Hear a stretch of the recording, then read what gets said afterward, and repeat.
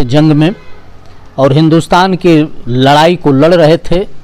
उस समय बाबूजी को भी कई तरह के मेडल प्राप्त हुए जो कि आपके हाथों में है। मैं जानना चाहूँगा बाबूजी से कि कौन कौन से ऐसे मेडल थे जिनको आपको युद्ध के समय में मिला। ये 1965 का है। 1965 लड़ाई लड़ने के बाद मिला है। और ये दूसरा जो है 71 बांग्लादेश से लड़े थे वो मिला है।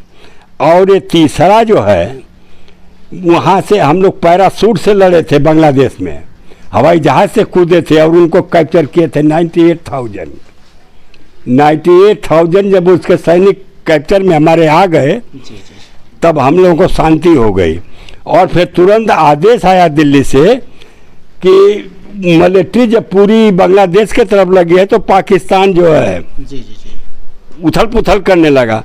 तो फिर पैराशूट से हम लोग को चढ़ा करके गंगानगर के साइड में जो है उतार दिया।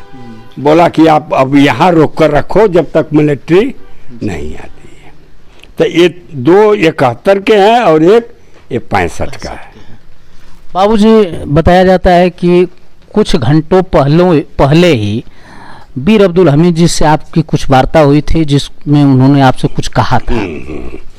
अब्दुल हमीद हमको यही बोले थे 12:30 बजे रात को, क्योंकि अब वहाँ से एकदम गाड़ियाँ लड़ाई के मैदान में चली जाएंगी। अम्बाला में हमको बोले 12:30 बजे रात को कि गणेश सुनो, अगर ट्रेनिंग को ध्यान में रखकर लड़ाई लड़ोगे तब तो धामूपुर जाएंगे, नहीं तो वरना खाक जाएगी। तो हमने भी, और हर आदमी ट्रेनिंग को ध्यान में ही रखकर लड़ता है तो वही कामयाब होगा। और जिसको ज़्यादा सा नेग्लिजेंसी या गलती हुई वो फेलियर हो जाएगा। जंग की लड़ाई में जो भी सैनिक जाते हैं उनका ना कोई मजहब होता है ना कोई धर्म होता है। उनका सिर्फ एक मकसद होता है कि इस लड़ाई को कैसे हम फतह करें।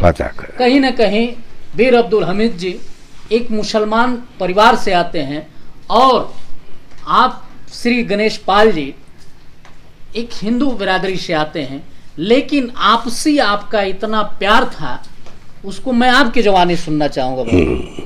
हम लोग उस समय जब छुट्टी आते थे तो एक थाली में ही खाना खाते थे।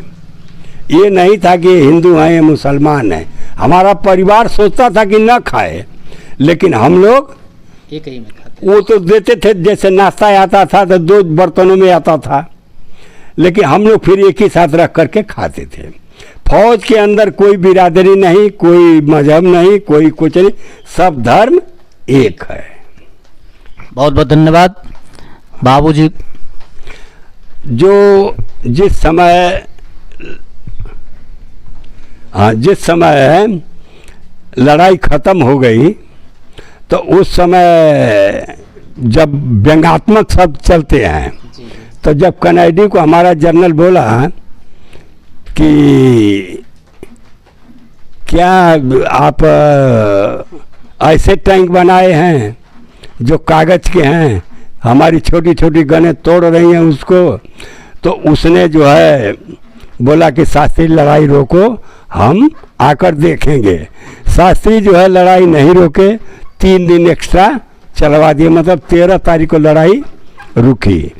और इतना जब ये शब्द हुआ है तो ये पूरे इंडिया के हर कोने कोने में फैल गई बात कि कागज़ के टैंक बने हैं, हमारे छोटी छोटी गनें तोड़ रही हैं।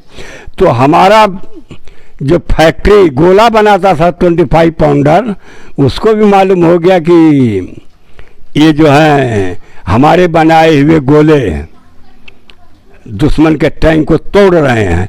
तो उसका मैनेजर का भी बहुत ज़्यादा हौसला अफजाई हो गया और उसने हमारे सैनिकों को बोला कि मेरे वतन के बहादुरों, तुम लोग लड़ते रहो, हमारी फैक्ट्री में रात और दिन मजदूर गोला बनाएंगे और तुम लोग जितना मन के उतना गोला फूको। क्योंकि लाल बहादुर शास्त्री एक्स्ट्रा लड़ा दिए उसी के भरोसे, उसी मैनेजर के। उसने बोला कि हम गोला देते रहेंगे। तब जब सबका हौसला बढ़ गया तो बढ़ेगा ही। तो यही बात। जैसा कि बाबूजी ने बताया, जब हौसला बढ़ते हैं सैनिकों के, तब किसी भी लड़ाई को फतह करने में कामयाब रहते हैं। तो कहीं ना कहीं हौसला बढ़ा। जो ऐसे टैंक पे जिनको इतना गुमान था कि हमारा टैंक अभेद्य है, उस टैंक को मामूली एक SLR गन ने ध्वस्त करने का काम किया। ऐसे परिस्थितियों में हिंदुस्तान का हौसला बहुत बढ़ा और सैनिकों ने उस लड़ाई को फतह करने का काम किया। इसी क्रम में बाबूजी को पुनः सैल्यूट करते हुए मैं उम्मीद करूंगा कि ईश्वर आपको इतनी लंबी उम्र दें कि आने वाले वक्त में नौजवान आपसे प्रेरणा लेकर के हिंदुस्तान के सरहदों की रक्षा करने के लिए अपने प्राणों की आहुति देने के लिए हमेशा तैयार